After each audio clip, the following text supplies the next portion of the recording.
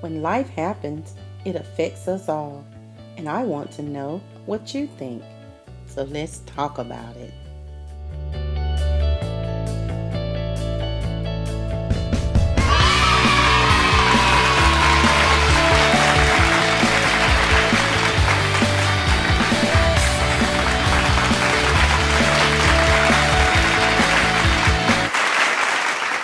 With me today is Brother B Unity. Welcome, brother. Thank you for having me, Dana. Our discussion today is about an article that I was reading on the internet in regards to the Minister Farrakhan. It reads, Republican Jewish Coalition demands resignation of Democratic leaders with ties to Farrakhan. Now, when I read this article, I was a bit astonished because I didn't quite understand why would people have to denounce Minister Farrakhan? Why would these black leaders ask to denounce him? Now, the article says, Nation of Islam leader Louis Farrakhan has answered those who denounce as anti-Semitic his recent remark, Jews are my enemy, quote, with another broadside, this time tweeting a video clip where he says, the Jews have control over those areas of government, and referring to the FBI. And it said that it goes on to read that on March 7, that the controversy erupted over the remarks made earlier at a Chicago event on February 25th, which is Savior's Day event.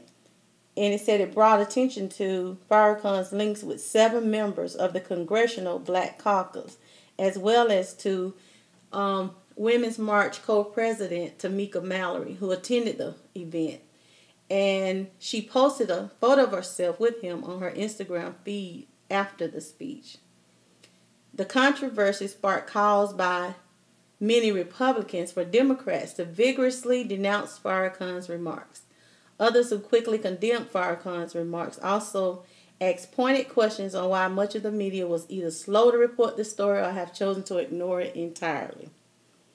Now, the thing that's most hilarious to me is, in this day and time, we as black people are still told to denounce who those in authority think should not be our leader, or people that we should not respect because they disagree or have a problem with something that they've said.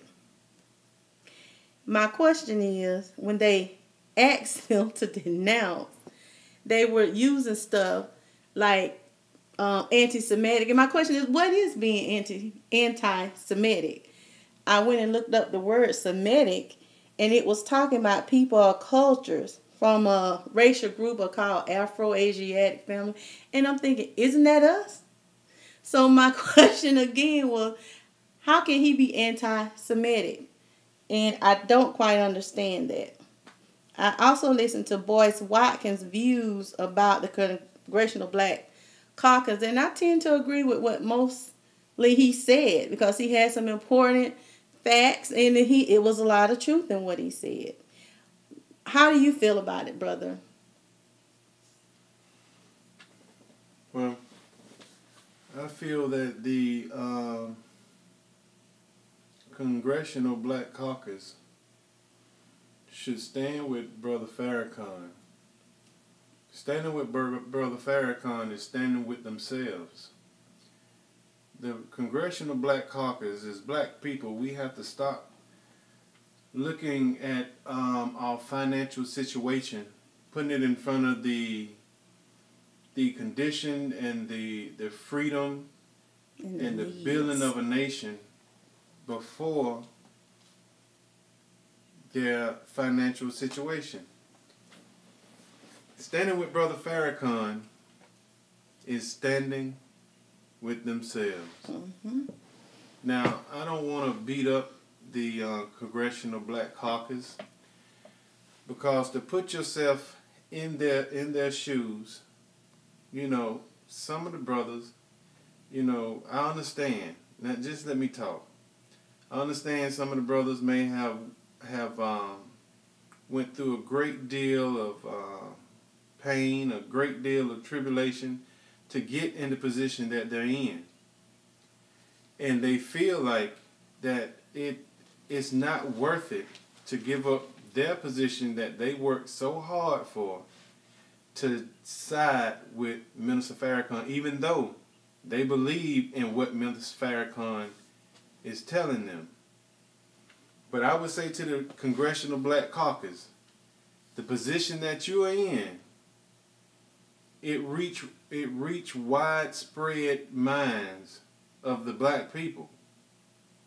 Now you are in a great position to help Minister Farrakhan, and helping Minister Farrakhan, you help the whole black nation. I would ask the Congressional Black Caucus to look deep within themselves and find the courage to do what's right. Now, I'm going to leave that up to the Congressional Black Caucus to figure out what is right. And I think they know what's right. They just have to have the courage to do what's right. Okay, there were a couple of these people who actually came out and denounced him. And these were some of the people that in the past were supporters, that even talked about what a good person he was and what things he have done in the love for his people, how the Nation of Islam has went out in the community to make it a better place for black folks, that their focus has always been on the greater good, and that's making life better for black people.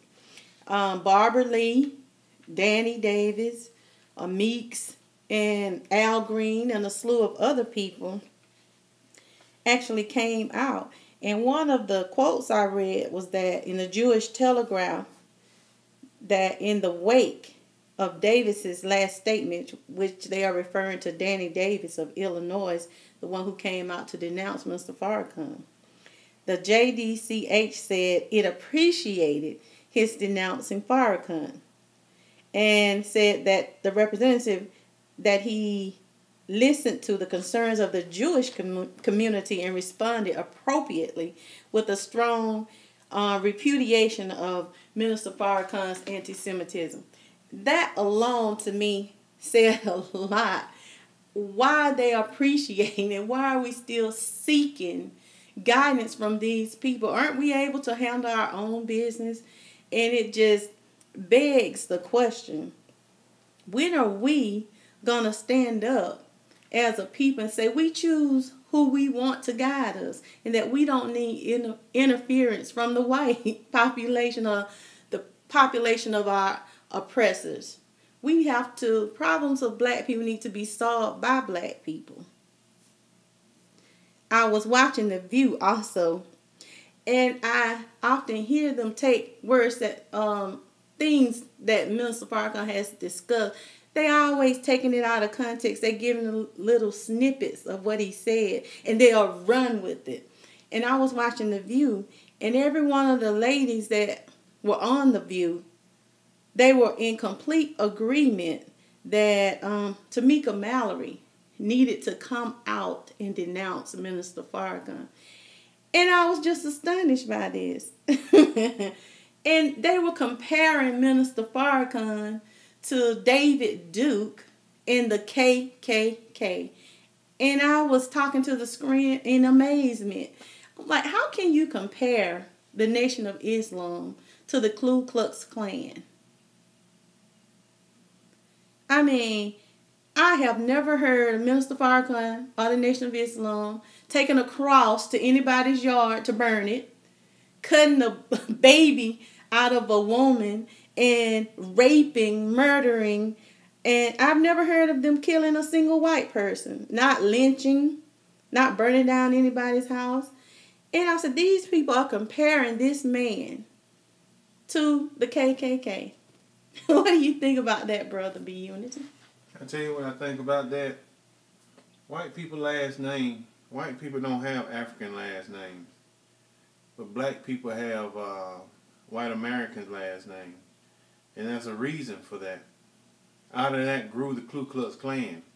There was processes and mental processes that they used in order to keep black people enslaved, and were physical processes that they used in order to keep black people enslaved mentally. After they were released from slavery physically, they had to enslave them mentally. And one wise man said, "You tell me what a man fear, I can tell you how to control him." Mm-hmm. To make a long story short, black people feared for their life during the time of the Ku Klux Klan. And did they take our life? Yes, they did. There is no comparison with the Ku Klux Klan to the Nation of Islam. You can't find anything that you can compare those two organizations.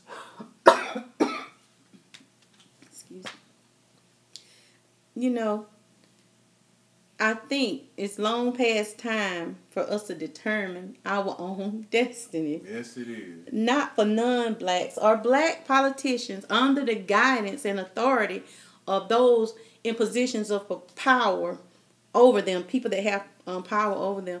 I think that we should associate with whom we choose. That it's long past the time for us to stand up and determine our own destiny, as I said before. I believe that black people's problems must be solved by black people, not by black people that are given the stamp of approval by whites. And I don't think that we have to have the same religion. We don't have to have the same political affiliation or charisma, as they say. I think we only need to have a sincere love for the well-being of our people and be willing to unite with those who have those same feelings and believe in developing a better world and life for those generations that are coming after us. I think that we have what it takes to change our own situation. It just takes us coming together and leaving others out of it to develop something that would be effective for the future. We got to unite, and we got to be under freedom, justice, and equality. I do believe that. And we have to develop a world that's free from white supremacy. And I think with us working together, and when I say us, I'm talking about black people who believe that we can find the solutions to our problems. And this regardless of your affiliation. I believe that once we come together, we can be the people that God intended for us to be. Now, if you have a different view than I, or you want to state your opinion, I invite you to leave your comment on this website. I want you to click the subscribe button and like or dislike. Now, Brother B Unity, do you have some words in closing that you would like to leave for others? Yes, in order for us to be free, we have to totally disconnect from our enemy. Now, I know that's a short statement, but that's a lot in that statement. I use the word totally. There's a lot in that. We have to cleanse our mind. We have to cleanse our body. And one of the first things we have to get back is our mind. So I just like to leave you with that. We have to totally disconnect from our enemy and be ourselves. Oh, that's good. Once again, I'd like to thank you for joining me. And I'd also like to thank you, Brother B Unity, for joining in this discussion today. And I want to know what you think. As I said before, click the subscribe button, leave me a comment. And you can follow our friend on Facebook at Discussions with Dina. Follow or friend me on Twitter and Instagram. And we will see you next time on Discussions with Dina.